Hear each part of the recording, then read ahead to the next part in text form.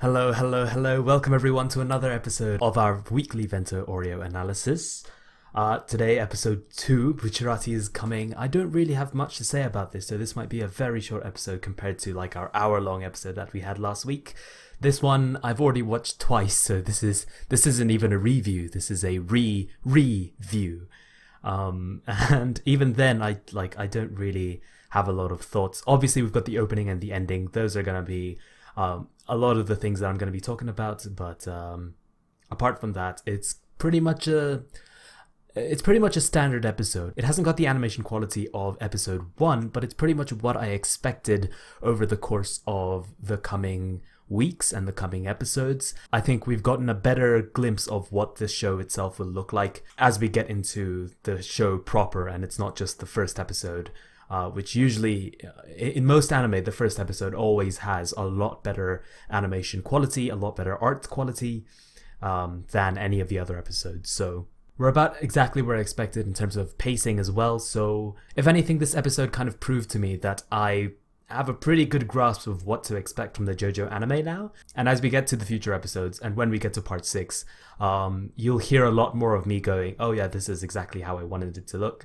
Or I just won't mention it at all because honestly, it's probably where we all expected JoJo to be. And it's not so much of a big deal that expectations were matched so much as they were exceeded. Or, you know, on the other end of the scale, if the show felt so flat that they didn't even match like our most pessimistic of expectations, which I was actually watching part 4 earlier today. Some of the episodes, and some of those frames like look really, really bad compared to what we saw with Vento Aureo, what we've seen with Vento Aureo so far. So I'm glad at least we haven't dropped down to the worst of part 4's quality. Yeah, anyway, so let's get into this episode. Immediately we've got the opening, and it starts with the pose of Giorno, and it's like one of the last volume covers in the entire series. So I'm wondering if they'll actually keep this episode for the whole show, unlike part 4 where they had 3 different openings for 3 different arcs. I'm not really sure what to expect. We'll talk about the different facets of the opening that hint perhaps that this is only the first half as opposed to the first third or even the entire show. I'm not sure if the pose itself is referencing another work of art, like a Greek statue of some kind, but you know, the pose is really exuberant in a way that's very fashion-esque, and I don't think there are many Greek statues that are so fabulous. So I doubt that, you know, this is the Greek statue, but if you guys know any more details about the pose or about where it comes from, then I'd love to hear you guys' thoughts in the comments. But yeah, no, we've got the chains already, which is a really big motif that appears throughout the opening. And of course, we're talking about the chains of fate. That's a pretty big theme that comes up over and over again in Vento Aureo. Of course, each of the main characters is trying to fight against their fate in a very specific way. And we'll kind of get hints at that, so that's pretty interesting. In the background, you can see a stone-like object. Obviously, that's from the final arc of Vento Aureo. This is the stand Rolling Stone, which is of course another symbol of being bound by fate. That's really interesting that they've already brought it up. And again, you wonder if this is going to be the opening for the entire show because, you know, like they're already referencing stuff that is way later in the series. Also makes me think when they get to Rolling Stone, how much time they're going to give it. If it's just going to be 1 episode or half an episode, or because they've already put so much focus on it, are they going to give it like 2 episodes entirely? And we're going to see like a lot of time being dedicated to it, and maybe even we're going to see hints of it and little bits of it being suggested throughout the entire part. Like it's not just one giant flashback that happens at the end of Vento Aureo, but rather different chunks of it reappear as we progress through the episodes. That would be really interesting, but I doubt that's what's going to happen. Anyway, we progress from the first frame. The music kicks in. I actually really like this song. I appreciate that for some people it's already kind of reminiscent of Chase, in that it's not so bombastic and happy and pop jazzy like the other openings were. It's already like a rock aesthetic, and I really don't mind that. I think the general song sounds fantastic. If Crunchyroll gave lyrics to the opening, then that would make me even happier, but sadly they haven't. So I'll have to search that up later, and maybe I'll talk about it next episode. But yeah, no, I really like the song. I really like the chords. I really like the way it sounds. It sounds a bit more like a generic anime song, which I don't really have any qualms against. And much of the animation is also very much like generic anime opening animation as well. which I don't really have any qualms against. It's obviously not opening of the year, which I was talking about when we did the video on what the Vento Aureo opening should be. It's not opening of the year, and I can say that very confidently, but it's not a bad opening either. I enjoy it by and large, and the music is a big part of that. Here, before we cut away, I've managed to pause it perfectly. You can see, you know, they put a lot of work into rendering this cloth exactly as it appears on the volume cover. Look at this really intense shading. I wonder if they used computer-generated filters for this. Because that's really dense. If someone actually took a pen and drew like every single stroke of this, like, I am impressed. Seriously impressed. But yeah, no, like with the cloth, they've certainly put a lot of work into this one particular drawing, and it looks really, really cool. Hirohiko Araki. Hell yes. Actually, no, that's Araki Hirohiko. In part 4, they used to have like a more goofy font for this, especially with the very last opening. It looked a bit bubbly, but here they've gone for like a really strong font. Let's put it like that. It's like the impact of Japanese. Let's put it like that. Here it goes up and you realize it's not actually JoJo, which this is the reason why I'm asking if it's based on a Greek statue. Like, is this the original Greek statue that Giorno's pose was based off of? Because that would make a lot of sense to me, but I don't actually know if there is such a fabulously posed Greek statue. Look at this hand. That's beautifully rendered. Damn. Here we see the chains breaking free. Now these chains I find really interesting because they're also in the volume cover, but instead of just tying it to that one volume cover, they actually carry it through as a general motif of the opening, yes, but because it's the opening, which is itself representative of the final product, it's also a motif that I fully expect to see come up over and over again in the anime itself, in flashbacks or in you know, more like artsy scenes, which we'll actually see like immediately after this opening stops, and you'll see what I'm talking about. But yeah, no, immediately we see the arrow, which didn't show up in the manga until the events of the next episode when we get to the Black Sabbath fight. So immediately they're already presenting, you know, they're not afraid of spoilers, which I've discussed in my separate videos about how I feel about the openings. They've also got a very distinct design for the stand arrow. They've got like this crazy looking frog beetle thing. I'm not really sure what it is. In the manga, it was definitely just like a tiny little beetle, but they're really going like whole hog here. It's a completely different design. Notice that this arrow is not the one that comes up in Black Sabbath. The one in Black Sabbath still had the hole in the center, I believe. So it was definitely not this arrow with the new design. But I wonder if they'll still use this design for the Black Sabbath fight. And if not, then I wonder if they're really trying to make canon that the reason stands become Requiem is entirely because of a specific type of arrow. That's one of the fan theories that I actually think makes a lot of sense. The fact that the Requiem arrow is the one with a different design, is the one with like the beetle in the middle. I think that makes a lot of sense, and I wonder with this new design whether David Production is also embracing that fan theory. There we see the arrow kind of transitioning into the ladybug motif with like a simple little match cut. I think it's a bit of an awkward cut, so I'm not really sure what to think about it. I like it. I really like it if Vento Aureo did get a new opening, that we got some of like the really smooth transitions that part 2's opening got, because that had some really good editing and some really good transitions, whereas immediately that, you know, it's already starting to look a little bit clumsy. And that's something that I'll talk about over and over again with this opening, because I do think some of the editing is a little bit clumsy.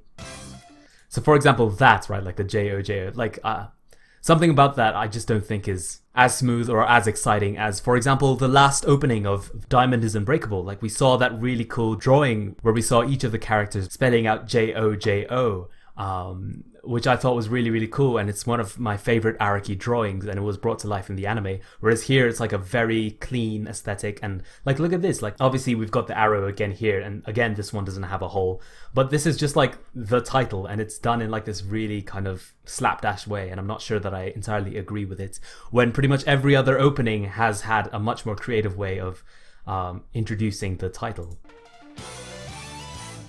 Also, this is probably the first opening, is it? Where they've actually just shown the anime logo rather than the manga logo, so I'm not really sure how I feel about this at all. It's just an odd design choice.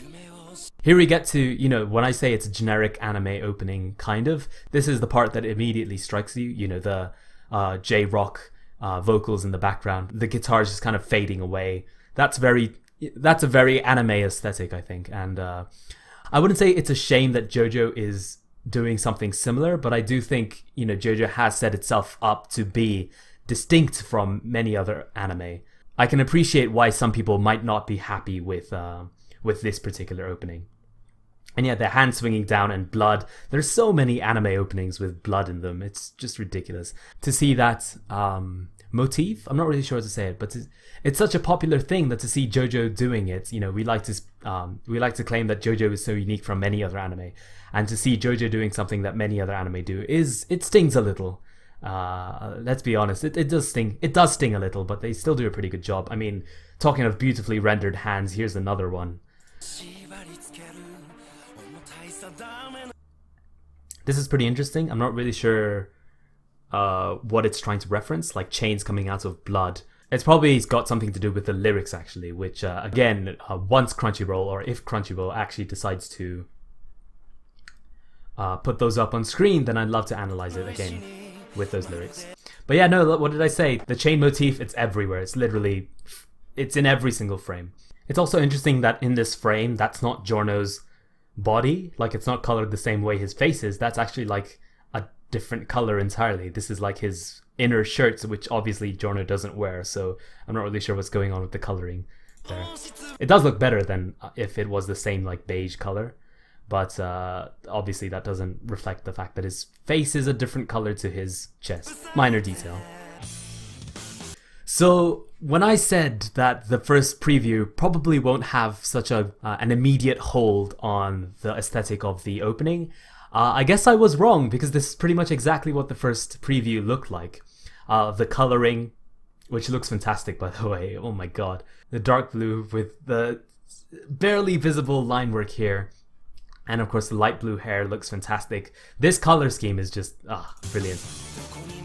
But yeah, no, pretty much every single part of this looks exactly like the first preview. So I guess I was wrong there. And I also said, most openings, they only really work, they're really only successful if they contain their own little narrative in them. And I don't think this particular opening does. So again, that's one of the reasons why I think this is more of a generic opening as opposed to many of the other ones, many of the other JoJo openings. Because it doesn't really have an opening, it's just a lot of anime characters running around. And much like blood, running around is something that nearly every single anime opening does, so it is a little bit disappointing to see, once again, see JoJo being so bound by those tropes. Yeah, that's a good way to put it. It's tropey. It's a very tropey opening, and that's not a bad thing in and of itself, but JoJo openings especially, we've had 7 of them before this one. And every single one of those subverted a lot of tropes in anime openings. Even Chase, even Chase did a lot to make itself not feel like a generic anime opening, whereas this one I think is failing in that regard. But can I just say, these backgrounds are beautiful. Like, look at that. And wow, it's even animated. Like, that looks really good.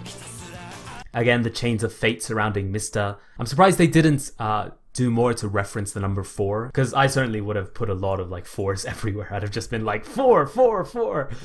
That would have been the background for me. It would just be a repeating wallpaper of the number 4. This animation of going into Mista's gun, I really like it. This, I think, is the part where I really kind of just went, oh, that's a very generic anime opening-esque shot. Falling down is another anime opening trope.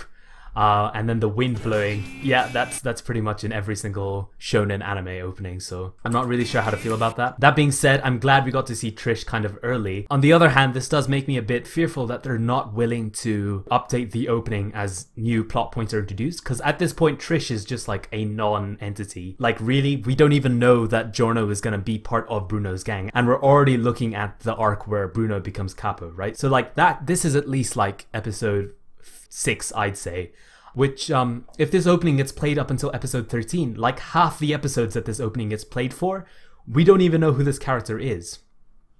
So on the one hand, this makes me really hype, like all the anime onlys being like, oh, who is this female? A female character in my JoJo? Nani? But on the other hand, I do like the fact that JoJo openings really do like to change themselves and update as new episodes come out. So I'm not sure how I feel about this. On the other hand, there's still potential for Spice Girl, but Spice Girl is like well in the latter half of the show, so we'll probably have a new opening by then anyway. And in any case, I think this opening will go up to like episode 19 or 20. You know, like really the halfway point if we're going up to 39, 40 episodes.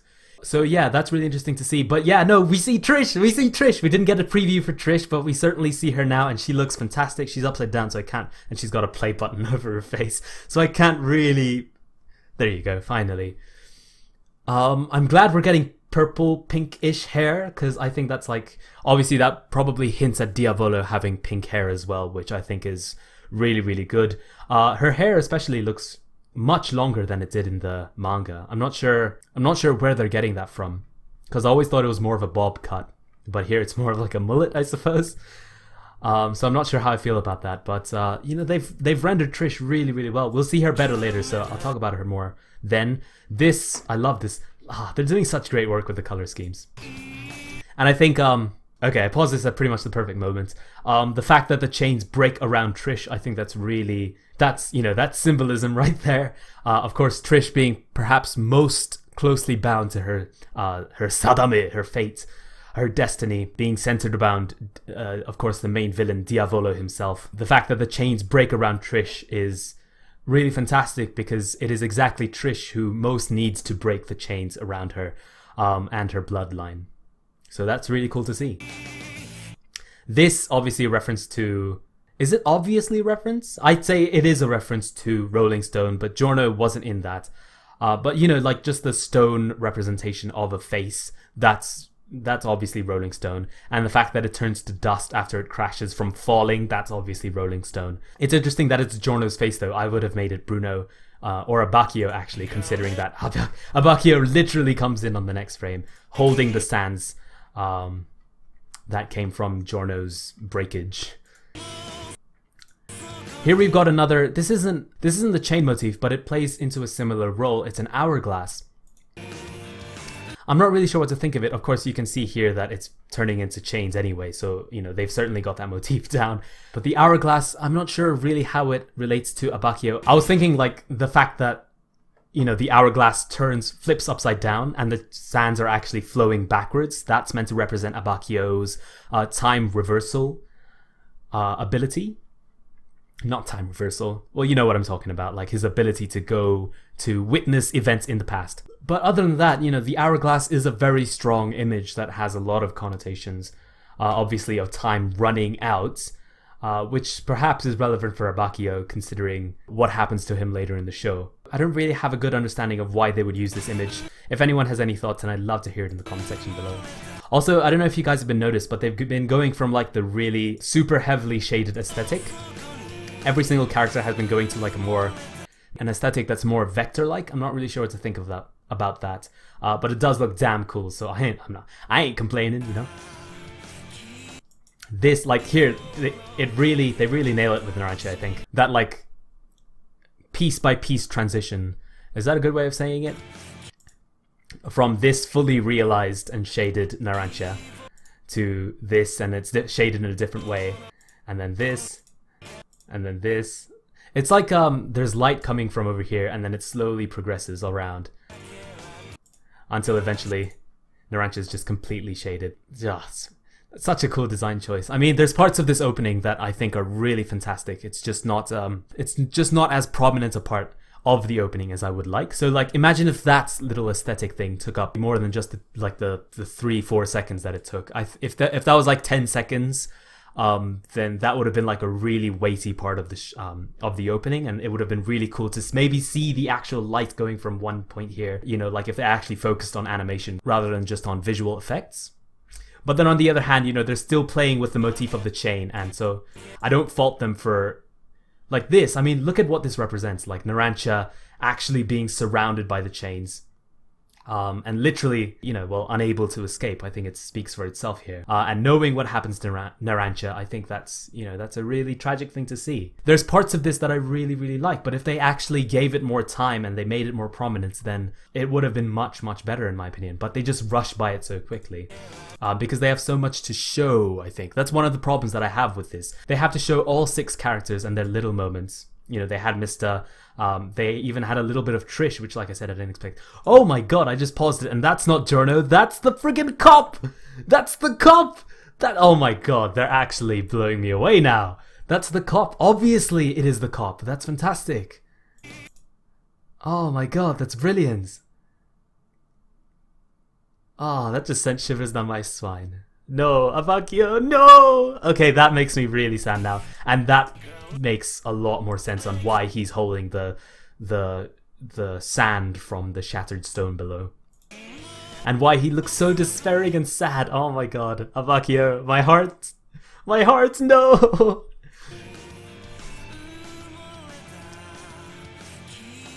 Oh my god. And the music and the strings in the background, really, really fantastic. I think really the only part that I haven't liked so far is just like this little moment where, you know, the J-rockiness happens, let's say. No. Really just kind of lame and tropey in my opinion. But then like, hell yeah. And then the strings kick in and it's just perfect. And Koda's voice. I really like Koda's voice. It's like growly, which gives it an aggressiveness, but also an emotionality? An emotiveness, let's say, is perfect for part 5 and just how much darker it is compared to anything in part 4 or part 3 or hell, part 2 or part 1. Like this is a different, part 5 really is a different emotional level than any of the other stuff. Like really some of the stuff that happens in this part is a direct precursor to the maturity of part 7. So, you know, the music, especially like at this point, I really have no arguments against. Fantastic. Look at that string. Listen to that string. That reminds me of Penguin Room actually, which has 2 of my favorite openings. Like that string, just the way it's flying around behind the behind Koda's voice.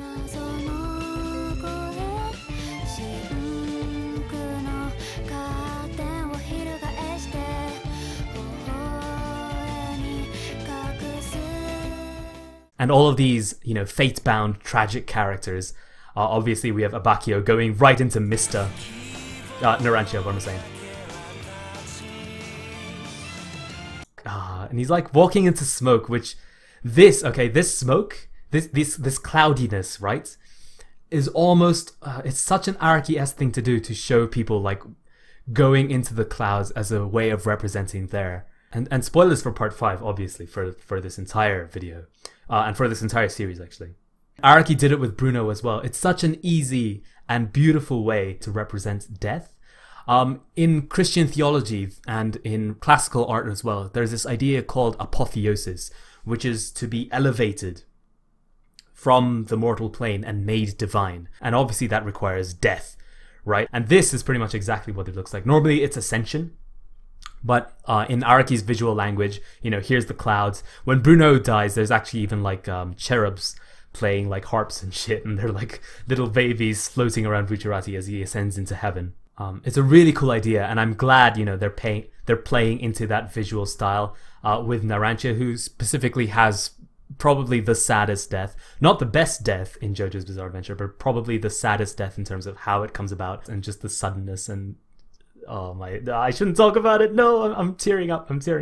Anyway, here we get Fugo. It's interesting that they have kind of like this Rorschach image. Obviously, you know, it's not specifically Rorschach-esque. That would be more like white screen and then little black dots that are mirrored. But it is interesting that they mirror it like this. Probably trying to show, you know, the duality of Fugo. Trying to just be like a normal guy, but filled with, you know, very sudden violent spurts of rage, and obviously his stand is so corrosively destructive, despite how like mild-mannered he is. One of my favorite moments in part 5 is Fugo is looking at Trish and thinking about her, and he's like, you know, here's a girl, like really just like a teenage girl who's been abandoned by her parents, well, her father specifically.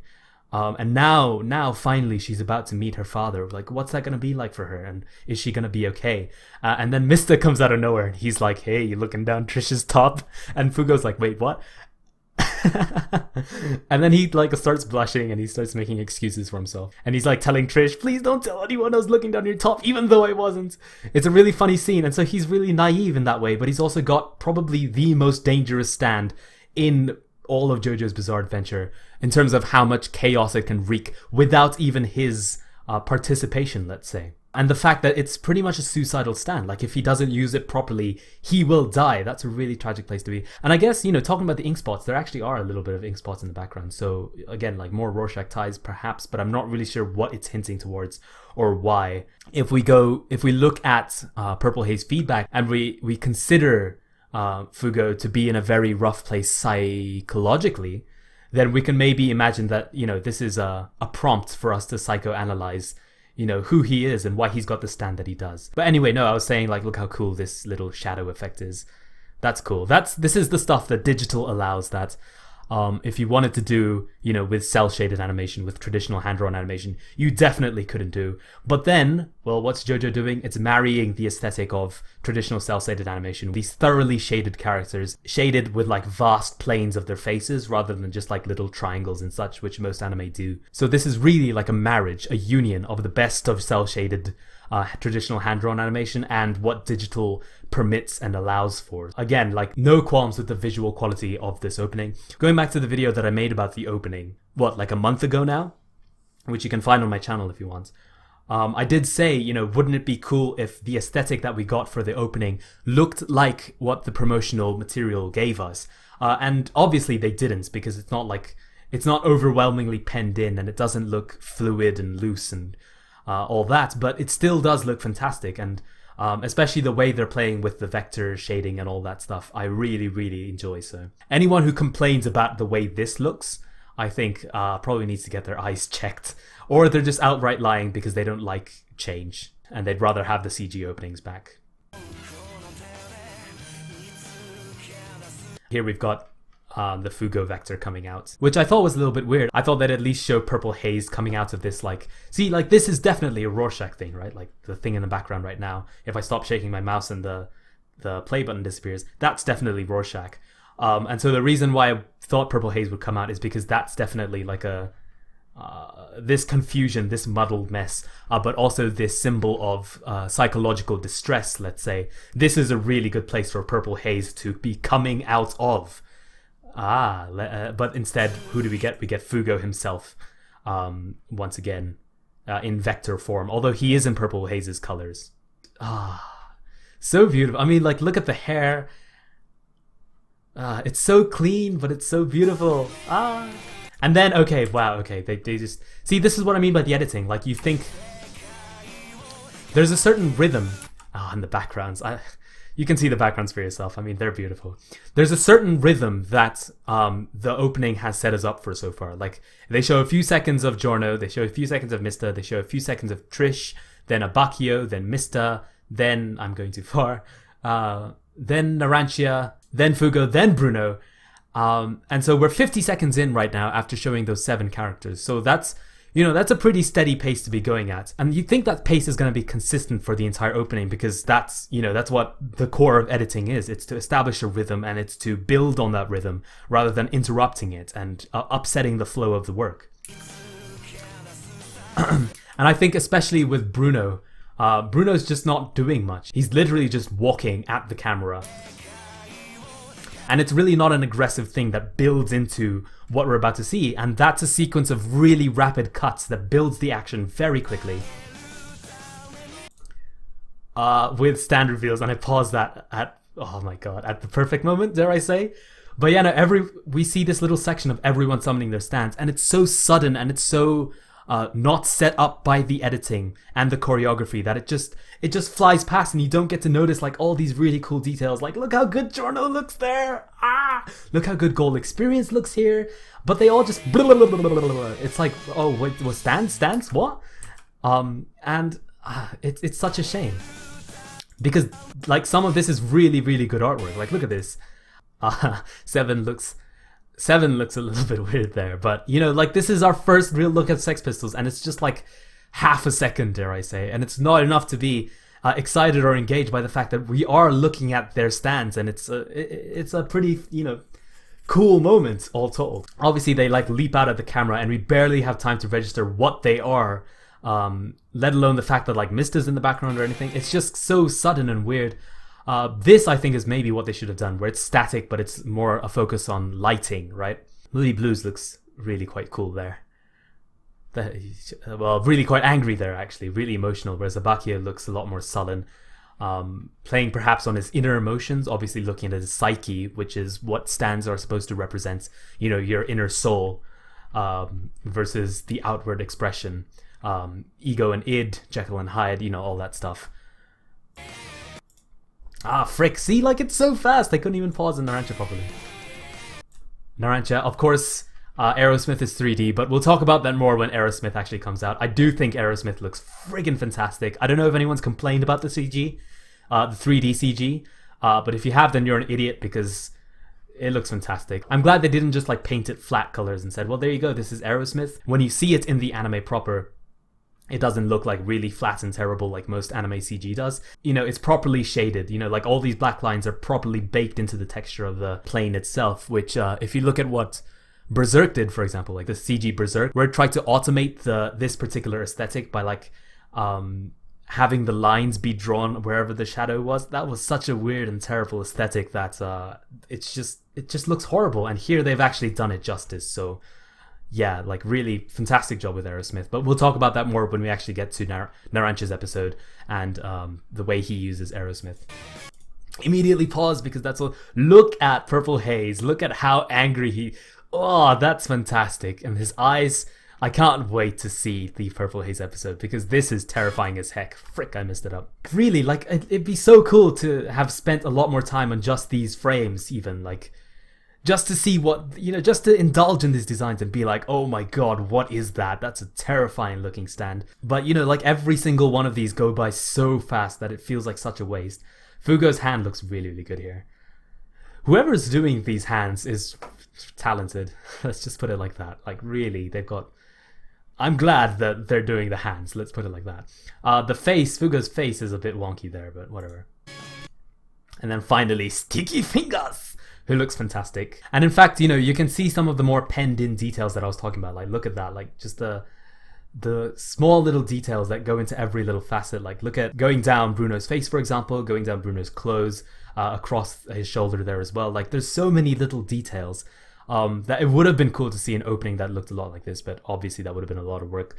And obviously whoever's doing these pennings would have probably gotten like arthritis or something by the end of it. So perhaps it was for the best. This particular Sticky Fingers, I think this is actually what they use for the little CG reveal that I was talking about in last week's episode. The way it was all like bubbly and CG. I think they were actually using this particular drawing because, you know, they've really focused on neck muscles. The highlights on Sticky Fingers, little studs on his face, really resembles the way it did with that transparent CG design that we saw last episode. So it's probably exactly this one actually. And no wonder, because it does look fantastic. Then we get to this. The chains look fantastic. I mean, up until now, have they been CG chains? I think they have. I think they've been CG chains, but here they're actually like fully hand-drawn, and doesn't it look fantastic? This reminds me of Chase when they go through into Sugimoto Reimi's alley. And like everything is hand-drawn and it looks super 3D, and you see like Reimi turning around, and it's just such a fantastic sequence. And this probably challenges it as the best looking animation in all of the JoJo openings. Oh my god, what a beautiful little sequence to hype up the part where he goes, "Fighting Gold!" Brilliant. And it's like a hand reaching out to not only claim those chains, but actually turn them into his own benefit. Of course, that's Giorno turning those chains into the vines of life, and it looks so good. Oh my god. Hell yeah! And again, we see the stand summoning animation that I was so... how can I describe how I felt about that? That I was so hyped about, essentially. Like, look at the way they've, like these are not traditional, this is not traditional animation the way this is actually, like, painted on, or so it seems. Like, these weighted lines, like, this is not what animation looks like on any level. Even, like, the most expensive Western animation. Like, you look at Disney at its heights, they did not go this far, okay? This is like impact frames to the maximum, and it looks so fantastic and so golden. That's what it looks like. It's friggin' golden. Beautiful animation on the bullets there. Actually, now that I've paused it, this is exactly the aesthetic that I kind of wanted for it. Like, look at all these little pendant details. This is the art style that we saw with the promotional material, and they're actually animating it and they're doing it justice, and it looks beautiful. Look at the smoothness with which Mr. Bullet comes out. Look at, oh, Sex Pistols look so good. Look at Uno, I guess would be his name, Duo. I don't know the Italian numbers, but they're so expressive. They're so beautifully animated as well. Like, they're all spinning around. They're all wild. They're all crazy. They're gnashing their teeth. They're smiling like crazy. And when they kick it, what do we get? We get like such vibrant animation. Someone actually like scribbled over those lines to make sure that we got that intensity coming out of the kick, and just how, wild and crazy these stands are, and like the detail going into this. It's just beautiful. And like the character design, like every single one of these has a different design over their eyes, and they actually paid attention to that. And they're not lazily just putting black circles over their eyes. They're pulling all the stops. There you go. And of course, this entire sequence like fades from one into the other, so you still see Gold Experience going into Mista there. Let's see if I can pause it. Oh my god. And like you see Seven like spinning the bullet so that they can kick it in the next frame. I wonder if I can catch the frame where they actually kick it, because that does look like a really intense impact frame. Like, wow, I want to see this frame by frame. I'm gonna actually show that to you frame by frame. Like, I'm gonna slow this down and I'm gonna show it to you frame by frame, because this deserves it. Like, wow, hell yeah. And then again, Abakio with all these lines coming out. Moody Blues there doesn't actually have a very impactful animation there, but I don't really know how they could have shown Moody Blues being like action-esque, if you will.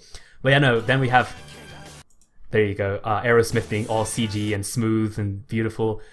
This particular background, I'm not sure where this is coming from. Here you can see the design from Bruno's coat, so obviously transitioning into him next, I think. And then this is the disappearing animation, and it looks, oh my god, it looks so good! And Narancho's expression as he does it, so good, so good. Fugo letting out Purple Haze. Purple Haze looks so good. Oh my god. If I could, I'd pause on like every single one of these frames. And Bruno's is probably my favorite because of this frame. My god. Beautiful, beautiful. You know what I can't wait for? I actually cannot wait for Bruno zipping down, like literally zipping down the elevator. Because that entire chapter is one of my favorites, when Bruno is like, "You've betrayed my heart a second time!" Oh my god, it's so good. If you've watched my Purple Haze, or if you've listened to my Purple Haze audiobook rather, I talk about it in the particular chapter where they flash back to Fugo telling Bruno that Pashone is actually selling drugs, and Bruno has like this incredibly sullen face and he's so heartbroken about it. Absolutely my favorite moment from Purple Haze Feedback. And that moment in Vento Aureo when he's in the elevator with Trish's arm and he's like, "How dare you betray the people that I trust a second time?" And his heart, like steels itself against Diavolo, and he actually resolves right then and there to kill Diavolo and to save Trish. Like, that's such a, it's such a powerful moment. And this really hypes me up for it, because they animate Bruno so beautifully and they give his face such beautiful resolve. This emotion that you see right here, this is Bruno. The way his eyebrow is, bent inwards, and he's got such a steely cold look in his eyes, and his jaw is firm, and oh my god, it's so good. And the way like Sticky Fingers is just ripping open space there. Oh my god. I can't. It's so good. It's so good. It's so good. And of course this is a reference to Diavolo, but then we actually cut in and it's Trish! Oh, beautiful touch. Because again, being bound by fate. Of course, by this point, the aesthetic that I was talking about that we saw with the promo has gone, because you can't, I guess in the end you couldn't, like it's too intensive, and it would have taken perhaps too much time to go through every single frame and give it that treatment, let's say. Yeah. And then it ends with this frame, and every single one of them looks freaking beautiful with these thick black lines just everywhere. Beautiful. Here, of course, what do we see? We see those vines that Giorno turned from chains previously, turned back into those chains, which is, it's kind of sinister, isn't it? But at the same time, the chains are breaking, so maybe perhaps the 6 of them, the 7 of them, I suppose, including Trish, will break free of their fates and will be able to find their own destiny, let's say. And then finally, Fighting Gold!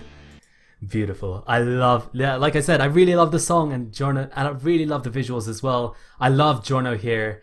His donut hair is particularly shiny, but yeah, no, just the way his face is rendered and made volumetric. Like this badge, these badges I think are perhaps the most iconic parts of how every single JoJo is represented. And in fact, I think the Part 5 one was the first one Araki ever did, so it makes sense that they'd be willing to put it in. And hopefully we'll see more of them as we go into Part 6 and Part 7 and Part 8, because every single one of those has it. And then it was kind of like retroactively introduced to the Part 1 to 4 characters as well. But yeah, this particular badge, I think they did perfectly. And yeah, it's golden. I don't know what else to say. It's golden. Okay, so finally we've gotten into the episode itself, and hopefully, you know, I wonder how long I've been recording. Hopefully for not too long. Previously I said, you know, like there are, how can I say this? Artistic moments that aren't necessarily flashbacks, but they do provide context to, you know, the characters and their backstories, right? So this is what I meant by artistically, like the way Giorno is kind of set on top of this graffiti background, right? And it says Buongiorno, which is a really iconic part of that first volume of Part 5. Now, I forget the context in which I was mentioning this artistic stuff previously. Maybe it was when I was talking about the hourglass and like the symbolism that they can use with the chains and stuff. But yeah, no, like definitely, like with these, if they could, you know, like they're shown here that they can be really flexible with the backgrounds. Like that graffiti turns into Dio, which is what I wanted to show. When it comes to later in the show, and we're actually talking about the themes of fate and how the different characters, you know, like their backstories, obviously Abakia with the cop and such. Once we get to those, the background might easily change to, you know, the hourglass symbol that we saw with the opening, or the crisscrossing chains of fate. Like that's well within David Production's capability, let's put it like that. Because, you know, they're immediately establishing here that they can be flexible with the backgrounds, that they can be expressive and, you know, for lack of a better word, artsy with the backgrounds. I don't really have much to say about this entire sequence of Giorno's mother and such. I think, you know, they did a pretty good job. Obviously Araki making another stellar MILF. Who's surprised? It looks like this is Egypt in the background. I'm not really sure if that's Egypt or if that's Italy or where that is. Obviously it would make sense that, you know, she would be in Egypt if she managed to meet Dio. And it does look like that's Arabic. I'm not really sure though. It's hard to be sure. This looks very Egyptian, so I'm pretty sure this is Egypt. And it kind of makes sense that, like, you know, someone who enjoys traveling around the world and did end up going to Egypt would end up finding someone to love in Italy of all places, despite being Japanese. So yeah, that's an interesting touch on the background. In the manga, the line that she's about to say right now, so this line, I'm not about to lose her, she just says it to the camera, and it's kind of like an interesting touch that they actually put that into the context of a conversation, because it was a little bit weird, to be honest, that she just kind of is saying stuff out loud. I'm not about to lose my freedom just because I had a kid. Looks at camera. It's that's like a Ferris Bueller moment, you know?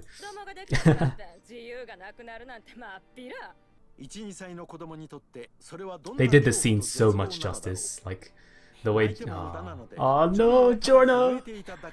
Does anyone know Italian citizenship laws? Is this what happens? When you marry an Italian, do you become an Italian? I wonder if Araki messed up on that. Also, is this in the manga? Like this bit where he's like, this wedding photograph bit, I don't remember this being in the manga. And also this bread scene, I don't remember this being in the manga. I just remember him beating Giorno. And in any case, this interaction is kind of weird. Like, I'm not really sure what they're suggesting. Like, Giorno is so afraid of his father that he won't even just go and grab the bread, sorry. His stepfather, I should say. He won't grab the bread because he's just like constantly looking at his stepfather, wondering what the heck he's gonna do because he's so volatile and crazy, essentially. Abusive, not crazy. There are crazy characters in JoJo, and he's not one of them. He's just a mean person, let's put it like that. I'm pretty sure that's a good reading of what this scene is meant to be anyway, because it's otherwise like just a weird scene. Like, he's beating Giorno one time and then he's just like counting cash the next, and he's happy to give Giorno bread. So it's just like, who exactly is him? That was terrible. That was terrible grammar. What exactly is his character and how does he feel about Giorno? It's kind of up in the air, but then on the other hand, like, that's exactly what Giorno is thinking as well. Who is this guy? What does he think of me? And so in that way, we're kind of sympathizing with Giorno because we really don't understand like his psychology regarding Giorno whatsoever, and it's just such a sequence of weird interactions that it's easy to be in Giorno's state of mind. Is this drugs? I'm pretty sure this is drugs, and like when it cuts to them, he just kind of like quickly puts it into his pocket. So pretty sure that's drugs. Interesting touch. Was that in the manga? God, I really need to reread like just this little sequence because I basically never reread it. I only ever go to the page where Like we see Giorno growing up, and then it goes to like the really iconic pose where it says his dream was to become a gangstar, which we'll see this episode. So yeah, it's interesting that they focus on this button. I'm not really sure why this button is important. Like this, I think, is the key difference between part 4 and part 5. Like look how much detail goes into the animation. And sure, you know, you don't like see the detail in the faces, but you don't need to. Like they're literally nobody important, and B, they're far enough away that we don't need to see the detail on their faces. We just need to see like their body animation does all of the talking here, and the body animation is freaking fantastic. Like look at, it's 4 different people, and they all behave so naturally, and they all act and move so naturally that it almost feels rotoscoped in a way, but it's obviously not, because, well, actually, I don't see why it couldn't be rotoscoped, but it definitely doesn't look rotoscoped. Whereas in part 4, I don't know if you guys remember the scene where Kira is at the cafe, and then his left hand suddenly gets hit with the weight of Echo's Act 3, right? And then he's just kind of like crawling around trying to be like, oh shit, I have to get back. Something's gone wrong with Sheer Heart Attack. And it just looks terrible. But compared to that, like this looks fantastic. So that, again, like really this is the difference between part 4 and part 5 so far. Like they're willing to put in a lot of work to make sure it looks as good as possible. Even if, you know, like there are little details that just don't look right, like having no face, for example, that's fine. Just make sure the greater image actually looks good. You've got this beautiful perspective shots. You've got beautiful animation, all 4 of these. Giorno's bowl cut looks fabulous. But no, like it's a beautiful shot. It's got beautiful animation. That's all you need. And part 4, most of the time, didn't have one or the other. Rarely both, actually. And that was really frustrating. But here, you know, they've really nailed what's important about just representing something as simple as seeing like 4 people come out of an alleyway. Like it looks good. Giorno looks beautiful here. His nose especially, I think they really nailed. I mean, the thing about the part 4 aesthetic is everyone has giant noses, but you do that with a kid and it'll just look ridiculous. But so yeah, like the little nose they really nailed it. And Giorno lied. That's one of my favorite memes. I'm so sad that it's not like more popular. And Giorno lied. Like look at this. Even like the mid-shot distances. What's the film term for that? It's not close-up. It's not like establishing shot. Mid-shot? I'm pretty sure it's a mid-shot. Anyway, whatever. Even like the mid-shots, they still have a lot of detail going into the neck, for example, which I can't think of an anime that details necks as beautifully as part 5 has done so far. But yeah, no, like look at all these little touch-ups that the penist, the artist has like quickly sketched on, and it looks beautiful. It really does. It looks loose as well. It hasn't got any of the usual aesthetic failures that anime does, where everything just looks very robotic and inhumane almost, and it's all very clean lines, and it just looks terrible. Like this looks fleshy and it looks loose and it looks fantastic. You'd think he'd have seen him over the tall grass though, like the body over there. You'd think like you could see that right over the grass, but whatever.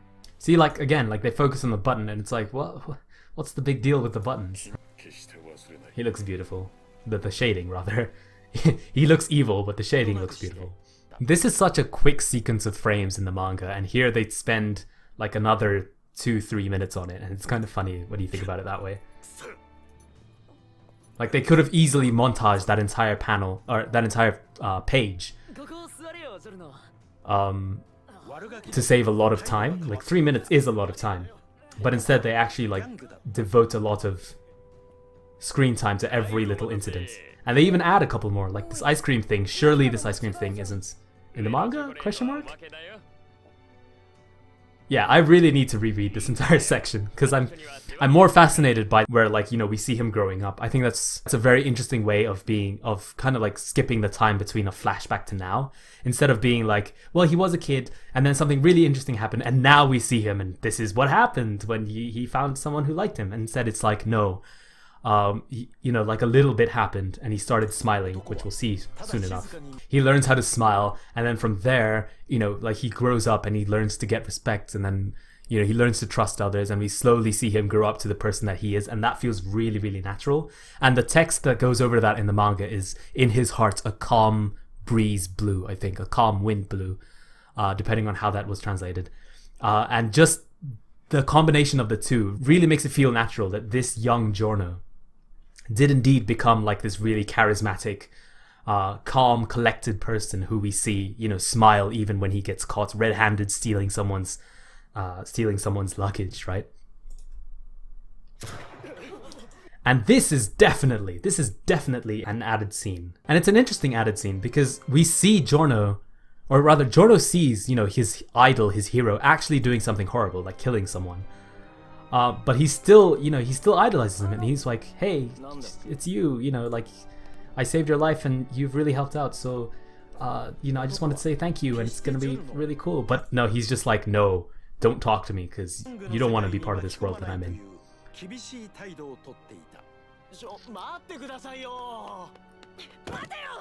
So yeah, like, it kind of has its own conversation going on over there. I think this part of the scene is where, like, it suffers from being an anime original. Like, it really feels a bit unnatural. I mean, it does facilitate this conversation where...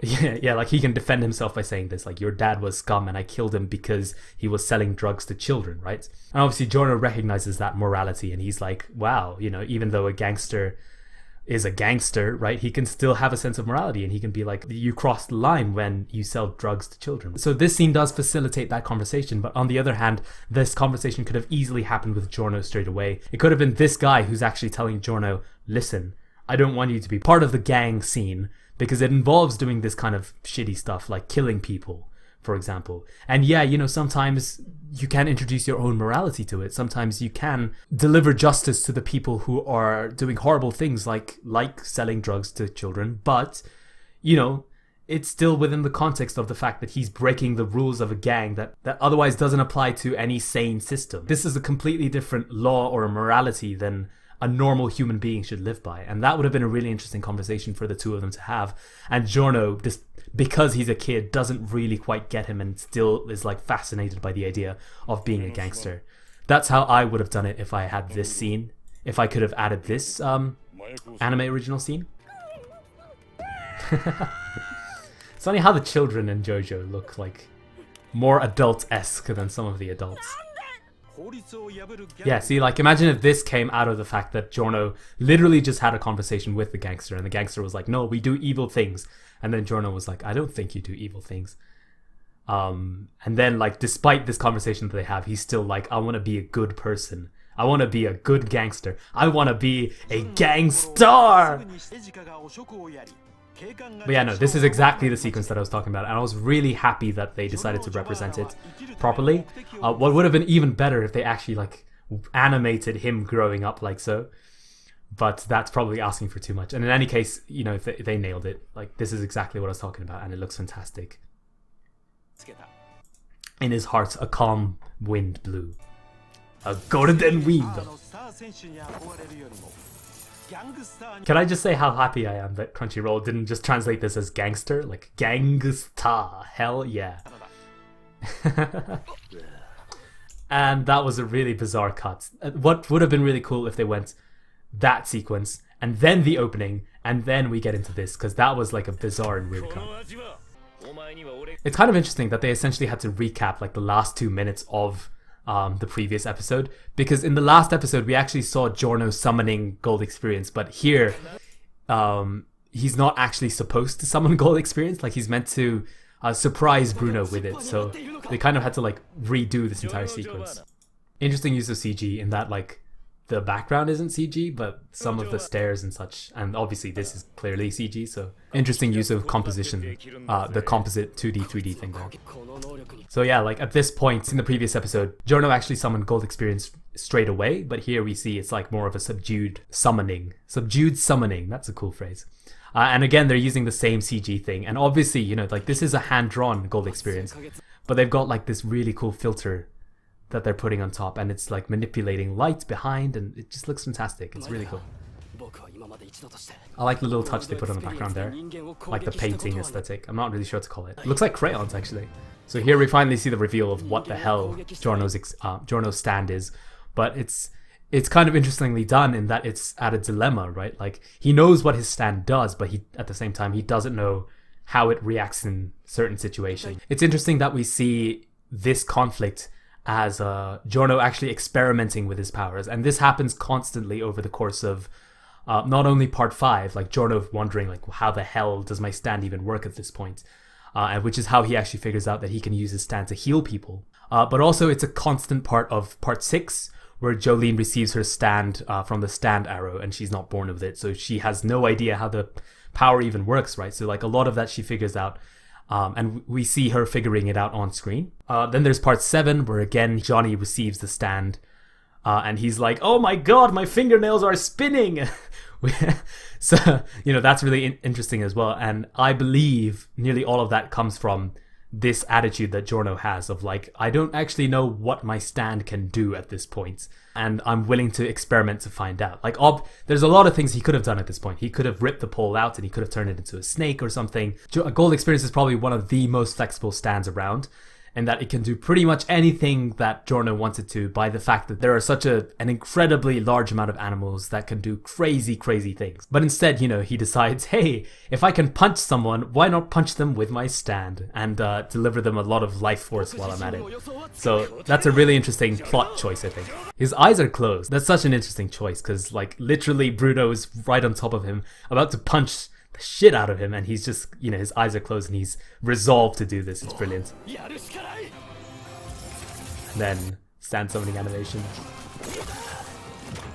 That Muda was really weak, and that kind of worries me. The first Muda that we hear is it's drowned out, and I'm not sure that I like it very much. There's a sound design moment here that I really don't like. Bruno comes in with a swinging fist, and then Giorno deflects him, but instead of like a hard, you know, like a hard punching sound or like a thud or something, they give it like a boing sound, and I'm not sure how I feel about that. It's like rubber twisting. Take a good listen.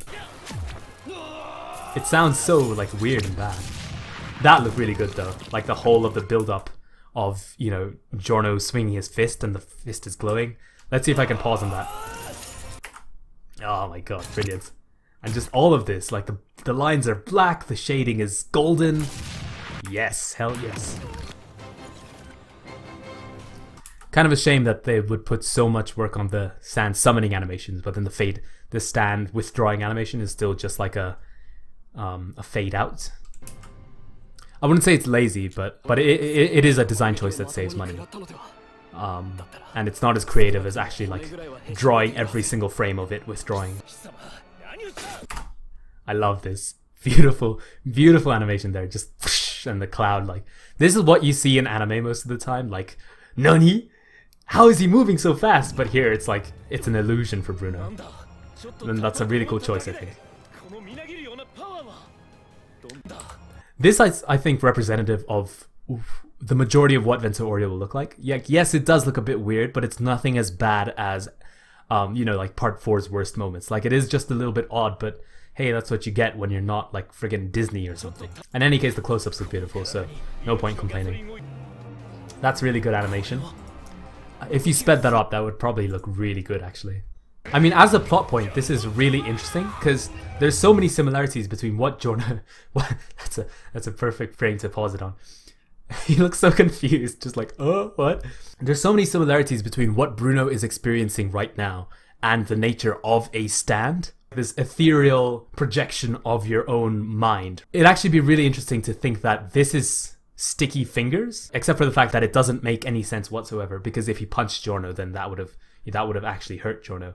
So this definitely isn't sticky fingers, but it is stand-like in a lot of ways. Like, it is still just a projection of your mind.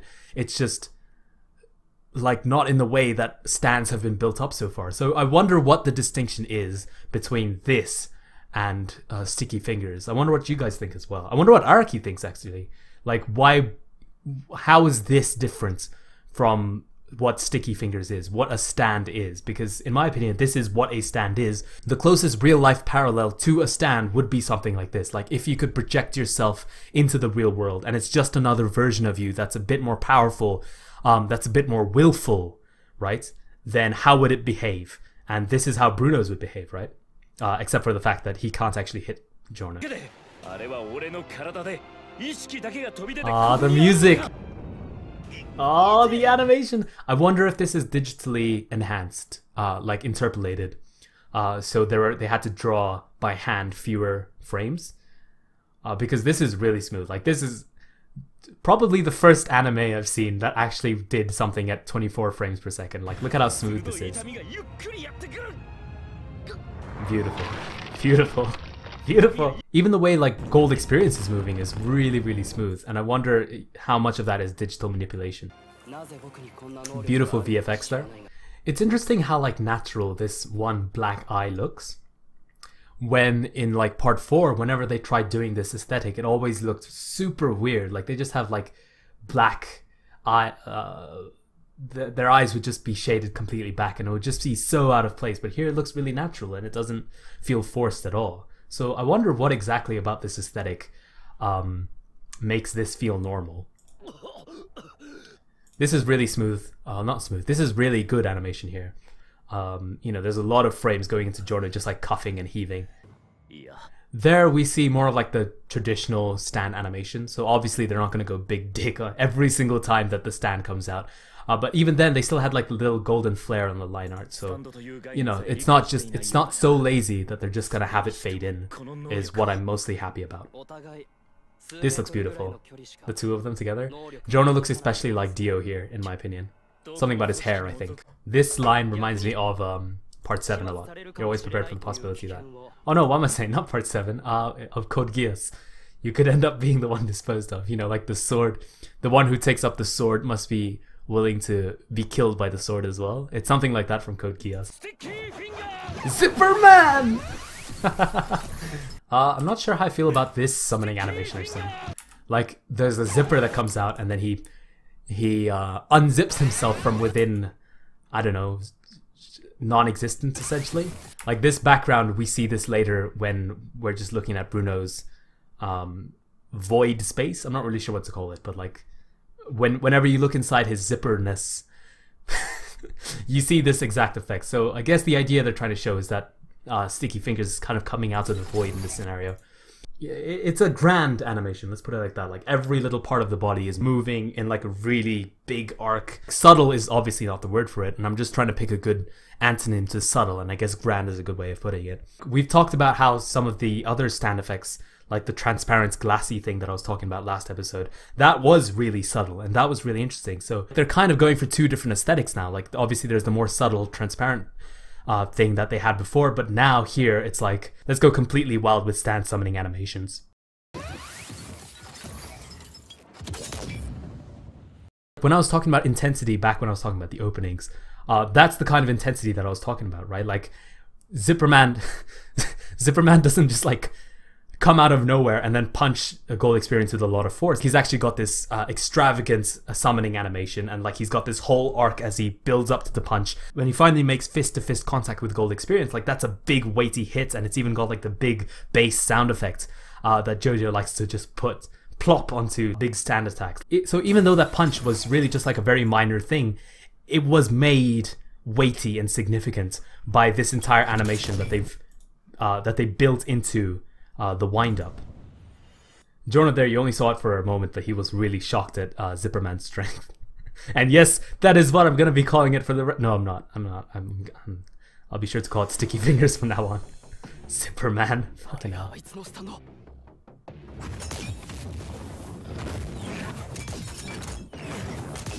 This, really cool. I remember they tried doing something similar between Crazy Diamond and Killer Queen towards the end of part 4, and it looks nowhere near as good as this. So I'm really glad that we've actually got some stand fights that are actually just like two people boxing with each other, which like we don't see enough of that in the manga, because in the manga obviously, you know, it's panel by panel, so there's not so much fluidity when it comes to the action that we see here in the anime. And also there's a distinct focus on the stand power, so there's not really enough time for people to, for, you know, two stands to just like throw punches at each other and test their strength against each other. Like it looks really good, and so I really appreciate that. And moreover, with part 3 and part 4, they just didn't have the arts. I don't want to say budget, but I guess, you know, that's pretty much what it was in the end. They really didn't have the budget to just show two people punching at each other. The only example that immediately comes to mind is Silver Chariot's possessed by Anubis versus Jotaro, where they actually did have like a proper spar for a handful of seconds, let's say. This is beautiful. Just the way he disappears, I love that. they're giving so much life to like all these little animations, like just the way he ducks down under there, like and like Goldwing Experience is still swinging at him, and like he just beautiful. Oh my god. And then like here, it's not just like he disappears and then the thing goes. Like they actually show him sliding out and it looks really good. You know what this makes me really hyped for? The train fight. Oh my god! It's beautiful! This is such a weird mix of quality that's coming up. Like this looks terrible. Like actually one of the worst things I've seen in Vento Aureo so far. But you know, it's just for like a very short moment before he starts running away, so that's fine. I can forgive that. This looks beautiful. This entire section of Giorno like busting out of the train has beautiful animation, like frame by frame. It just like they make it so expressive, and Giorno's voice in the background. Last week I was talking about how it sounds a bit naive, but here it still does sound like a little bit naive. But you know, the urgency that he's expressing, I think, turns that naivety into almost panic, and so like it really sells the emotion. So I really like Giorno's voice here, and just the way like the running is animated in all of this, I really like. And Giorno's voiceover sitting on top of that, it really just brings the scene to life. And again, like it's not high quality animation, but just the fact that they're not just like running from side to side, and the background isn't just like whizzing past all the time. Like they've actually got a really good perspective shot, and they're running down the perspective. So every like single frame of that animation required Giorno to be drawn in a different perspective, and Bruno actually. That just makes this animation feel so much more significant and cool. And like, you know, they're paying attention to where the steps are, and so it's really good animation. Like yes, the frames per second is not that high, but it is still good animation. That was weird animation though, like the way he just kind of like jumped up for a second. Let's see if I can pause it on the relevant frame. Like just the way he pulls his arms up and then does that, and it's like, hang on, what? It's kind of an unnatural motion, but yeah.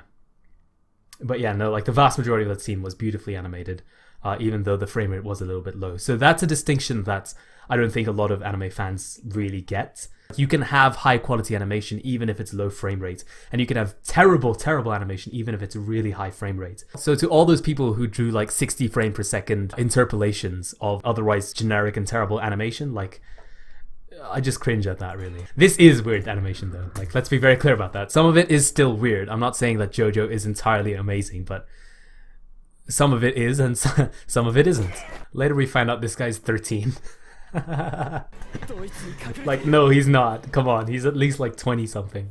Man, they make that fly look like a horror.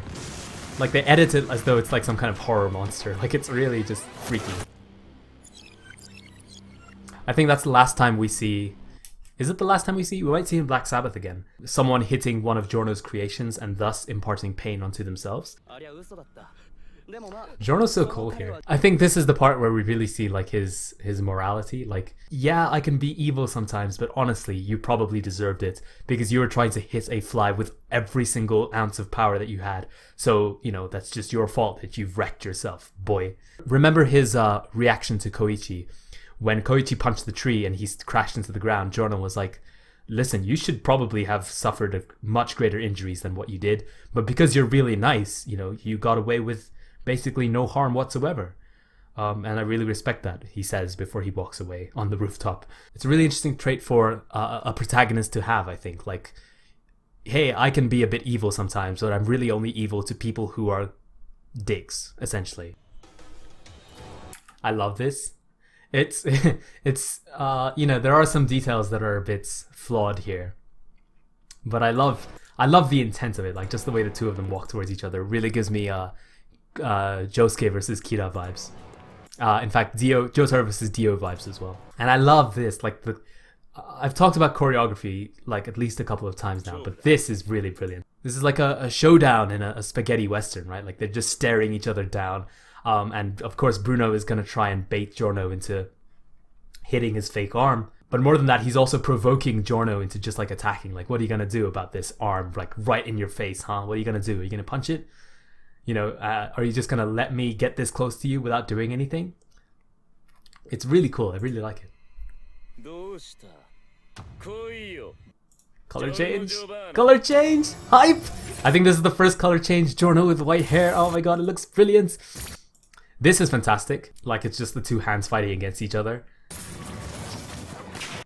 Like a proper stand rush versus stand rush aesthetic going on there. And then in the end, Bruno just slaps it away. That's so cool. And then once again, he provokes with his left hand. Giorno obviously falls for the bait, because why wouldn't he? That's really interesting. Like he punches the arm twice. Like you'd think after punching this arm, he'd actually try and go for the chest. But no, he actually does punch the arm twice, which is really weird. White hair, and another really good piece of animation here. Like just the way Gold Experience leaps forward there. Slightest little bit of lighting here, which looks really, really cool. Beautiful close-up of Giorno, and then... Nani? I thought you couldn't use your stand because Giorno already punched you with his special power. What's going on? Well, I mean, I say that a bit sarcastically, but honestly, like some of the editing in that sequence is kind of bad. Like, obviously I was talking about the choreography where it was like, why would you punch his arm twice? Right? But also just the way that was edited, you never really get the feeling that Giorno did actually land a solid punch on Bruno. You never really get the feeling, as you did in the manga, that Bruno has suddenly turned the tables on Giorno. It feels like Bruno always had the upper hand, and now he's actually just like landed a proper punch on Giorno. And so it's not as satisfying, nor as interesting as it was in the manga, I think. In other words, they rushed that little sequence a little bit too much, I think. Focused too much on the action. This is like a proper stand rush, and it's really interesting to me that they're letting Bruno's actual arm move. Like this isn't sticky fingers here. This is actually Bruno himself, like swinging his arms around, but it's Sticky Fingers' arms that are actually punching him. Like that's a really cool distinction to make, and they're actually doing it. Interesting that Bruno's coat doesn't have like the black dots anymore. Well, it's not interesting, it's obviously an oversight, and hopefully they'll fix that for the Blu-ray. And then see, now Bruno has to explain, and it kind of feels like, wait, what did he have to explain exactly? It seems a bit weird.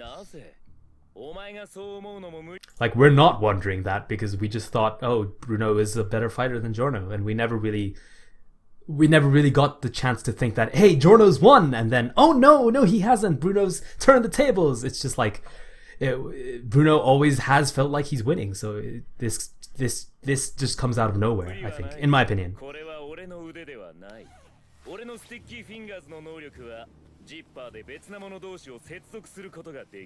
Beautiful animation. Obviously, you know, Bruno taking off his clothes is gonna get an extended animated scene. I can imagine that a few more Fujoshi probably booked their Blu-ray pre-orders. This is beautiful animation right here. Like just the way the arm flops around. I wonder how Kira would feel about this. Interesting that they cut away before they actually show the perforations on the arm. Of course, the manga itself didn't show the perforations, so I can appreciate why they would do that. This looks a lot more painful than it was in the manga. I thought in the manga that he also unzipped his arm, but here he actually like rips it out of its socket. Like that's a lot crazier and a lot wilder. More bizarre, let's put it like that. Look at his pained expression. Oh, I think it's kind of interesting that they paused on the impact, let Bruno have his little discussion, and then Giorno says Gold Experience, and then the punch like follows through. Like that's such a weird interaction, but it works in my opinion. It really works. Part of the reason for that is I think A, it just looks beautiful. B, you know, like they put a lot of detail into that punch landing on Bucciarati's face, so there's this immediate sense of the impact of the instant rather than just, hey, we freeze frame just at this moment because there's no other place for Bucciarati to monologue like this. Like they've really nailed the impact of that.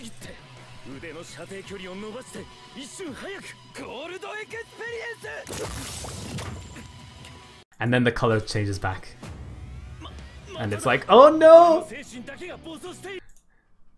Giorno standing up, that was really good animation. And of course, Giorno's theme from the preview actually comes out like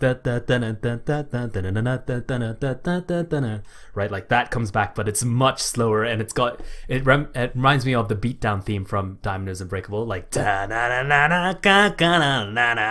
which we heard like a billion times in the first few episodes. So like that mood, shall we say, mood? Is that a good way of putting it? I don't want to keep saying aesthetic because I feel like I've said it way too often in this video, but really like that aesthetic, that tone perhaps, comes back, and this time it's Giorno's beatdown theme, let's say. まただ。俺の精神だけが暴走している。やられる。ジョルノ・ジョバーナのスタンドの破壊力はそれほどではない。しかしこの場合はそれが逆にきつい。 I love how just overexposed everything is, and here you even see like some RGB tearing, which is a really cool effect. But yeah, no, like all the colors are blown out completely, and like you really get a sense of just how like upset Bruno's senses have become. Like everything's just like overblown and hypersensitive, and he's just gonna stare at himself basically die from all the pain that's gonna go in. It's really cool how they're really honing in on Bruno's perspective here, which of course was in the manga as well, but you know, there's so much more that the anime can do, obviously music wise, but also, you know, backgrounds wise, color wise, and they're really going whole hog with every single little element. Like this is cool editing, like just the way it jumps between Bruno's fear of, you know, having this horrible painful death and Giorno's clenched fist, which is the only thing that can really deliver that. And then what do we get? We see instead this beautiful ripple effect. Echoes of Hamon, perhaps. Obviously, Giorno being Jonathan's son may have some latent Hamon that might actually be an influence on why his stand gives life to things, because Hamon, you know, obviously that's one of the things that Hamon can do. We saw in one of the very first episodes of the entire series that Jonathan grips a branch and then a flower blooms from there. So to see ripples being represented here, I wonder if that's a callback or if that's just a cool way to show that, you know, like the threat is over. The overexposure is obviously, you know, being washed out. And interestingly, I wanted to mention this, but like the fact that Giorno like extends his arm right here, there's a Hamon trick, there's a Hamon punch. I don't know if you guys remember this, but you can pop your shoulder out of its socket and you can pop your elbow out of its socket as well, perhaps, to really extend the amount that your arm can reach. That's basically exactly what Giorno's doing here, except here it's powered by a stand, and it's not his stand, but he's still doing the same attack. So that's, you know, that's another really interesting parallel that you can draw between Jonathan and Giorno. Yamero!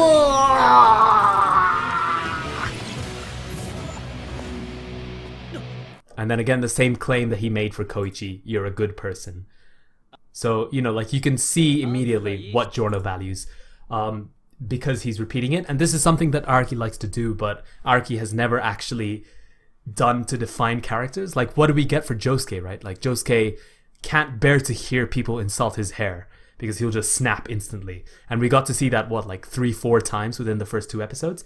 That's a bad use of repetition. This is a good use of repetition. Because you're a good person, I'm not going to hit you. So clearly Giorno values that kind of morality where it's not, you know, morality isn't distinct from being able to hurt other people. Like, you can hurt other people and still be a good person, depending on who you hurt and how you hurt them. I hope that makes sense. You can't take pleasure in hurting others, like that's just sadism, and that's obviously... I hope I don't have to explain why that's morally wrong, but Bruno is kind of really towing the line in the fact that, yeah, he tortured Giorno, but in a way, like, torture was more psychological than physical. Like, he's willing to use Luca's eye, and he's willing to use Luca's fingers even, and he's willing to psychologically manipulate Giorno with them, but he's not so cruel that he would actually cause Giorno irreparable harm. But yeah, no, it really is appropriate to say that Bruno is a good person, ultimately. And we see that constantly throughout part 5, like the fact that he's willing to lay down his life so that he can save Trish's. The fact that he's brave enough to sacrifice not only his position in the gang, but also all value of worth that he had within it. What I mean by that is, when he left his position, it wasn't just like a calm retirement where he's like, you know, I've had a good life, I'm gonna retire from all this gangster business. No, he actually incurred the ire of everyone in that society except those that trusted him most. And that's a very, you know, that's a very courageous thing to do. For it to have been done for the purposes of saving a single girl's life, that's what makes him a good person. And Giorno obviously clearly recognizes that. I love the sound design right there. Like, just the way like, just the way we hear the zipper before it cuts back to him. That's really good sound design. And the fact that someone had to be in a sound room just like zipping back and forth to get like the perfect noise of like the perfect length. Someone just like sitting in a sound room for hours on end just like playing with a zipper essentially, like zzz, zzz, zzz. Poor guy. Oh, speaking of sticky fingers, I never actually got to talk about the design. There you go. So this is the particular frame that made me go, oh, that looks really cool. You can see it's animated. I think it's CG, but I'm not really sure how they're animating it. It looks really cool. And like I said, you know, I'm glad it's not just like a black void. You know, they're actually representing it as like this otherworldly non-space, essentially non-Euclidean space. Is that a good way to describe it? Probably not, because I'm not a mathematician, but hopefully you get what I mean. Like, it's not just like a one-to-one mapping of this is, you know, like the physical space that has been zipped open and you can only exist in here. Like, they're actually portraying it as this entirely other realm, let's say, which reminds me of like Vanilla Ice's Cream, like that other void that existed for that as well. Like the voidness that existed for that as well. And I guess by extension, Okuyasu's The Hand as well. They all just kind of go into this black, non-existent universe. I'm not really sure how to describe it, but there you go. Anyway, I don't think I have much else to say for the rest of the episode. It's mostly just Giorno being like, I'm gonna join your gang, because I'm gonna kill your boss. And it's like, okay, perfect. And of course, Bruno joins him. Bruno's reaction to that is a bit exaggerated. I'm not really sure why he's so shocked there. Like, I don't see why he'd just be... I'm not sure why he wouldn't just say, like, what are you talking about? Why would I join you? It's interesting that he says city. Pashone is eventually revealed to actually control all of Italy. So I wonder if initially Araki intended this to be a story, like, centered around Naples, as part 4 was centered around Morio. Yeah, so now it makes sense that Bruno's really kind of, like, shocked. Is this the Union Jack? What the heck? Gangsta ni narimasu! Yes! Bruno's like, what does that mean? And then there you go, we get the to be continued. But no, yeah, so that's not the end of the episode though, because finally we have the ending. I have no idea what the heck they were thinking with the music, because... Wake up feeling so horny! Excuse me? I don't... What? I mean, like, this is such a... I've never really heard this song. Maybe I'm not old enough, actually, to know this song. Perhaps it was popular when Vento Aureo was being released. But wow, really? This is the song you pick for Vento Aureo for the part that's about, like, vicious gang murders and all this other crazy stuff. It's like this R&B sex song, essentially. I'm not sure how to describe it. It's just such a weird pick. And all of these poses are so outrageous. Like, look at Bruno. Sticky Fingers is like the only normal looking pose. Bruno is like towing the line. You know, you see the Sex Pistols and it's like, okay, they're about normal. This is exactly what you'd expect the Sex Pistols to be doing. What is Mr.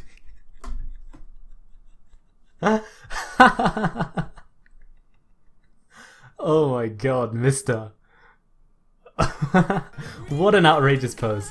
And they're all like that as well. It's so ridiculous. I really have no idea what to expect. Naranjas is like the only pose that I can really appreciate. It's like the Michael Jackson toe stand, but he's like launching Aerosmith out from the top of his hand. Moody Blues looks seductive as hell. What is Abakio doing? I can't... It's so weird. I don't know what... Fugo, oh my, like, look at his legs. Look, it's just such a weird... Frickin' You by Jodeci, apparently. Look at Purple Haze's legs. I can't, like, this is some moe ass shit right here. Like, damn. Trish looked like normal up until, like, here. And you think, like, it's just kind of like an interesting pose. But then, like, you see what she's doing with her arm and her legs, and she's making, like, a C. Is that what they're doing? Are they making letters? I wonder. And there you go. Gold experience, I don't know, looks okay, I guess. And then Giorno never actually gets to the center of the screen, so he looks a bit weird. What's that in the background? Is that Purple Haze? I'm not really sure. No, but there's like all these screens in the background and they never actually like show anything important. They're just kind of, they're showing Bucciarati here. I'm not really sure what they're showing in like the center screens. But yeah, no, Giorno's face looks really weird because he's still kind of like warped from the fact that he's off to the side. If he came to the center, then that would balance out. But like it's just such an unpredictably weird opening. I don't know what I do know what I expected. I expected Gangster's Paradise. This is about as far away from the Gangster's Paradise ending that I imagined in my head as you could have possibly made it. So I don't know how I feel about this ending, really. It's no Roundabout, let's put it like that. I won't be excessively hyped about listening to it at the end of every single episode, as I was with Roundabout. But then again, you know, I wasn't excited about Walk Like an Egyptian. Last Train Home was good. What was Diamond is Unbreakable's ending theme? Ooh, I want you, I want you, right, by Savage Garden. That was okay, I guess. It kind of grew on you after a while, but this is just so left wing. I don't even know what to... I'll have to see whether it grows on me. But tell me what you guys thought of this, because I had no idea of what was coming at me. And I didn't even know if I wanted to laugh or just kind of like skip it, because immediately I was like, oh, I'm not interested by this ending at all whatsoever. I'm just not excited by it. So and that's not a good place to be, obviously. But yeah, no, episodio... I don't know how to say 3 in Italian, so I'll just stop, shall I? Episode 3, Meet the Gangster Behind the Wall. That's coming next week. I hope you guys are enjoying this series. Obviously, I talk a lot, and I can imagine it's pretty difficult for people to be listening for, like, literally an hour straight. I mean, I did say that this would be a bit shorter one, but I spent a lot of time talking about that opening, so...